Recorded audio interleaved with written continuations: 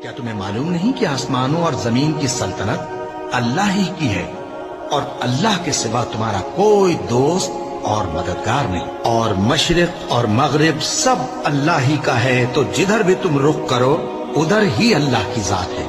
बेशक अल्लाह साहिब वसत है, बाखबर है। वही आसमानों और जमीन का पैदा करने वाला है, और जब कोई काम करना चाहता है तो उसको इरशाद फरमा देता है कि हो जा, तो वो हो जाता है। सो तुम मुझे याद किया करो, मैं तुम्हें याद किया करूंगा, और मेरा एहसान मानते रहना और मेरी नाशुक्री ना करना। ए ईमान वालो, सब्र और नमाज से मदद लिया करो, बेशक अल्लाह सब्र करने वालों के साथ है।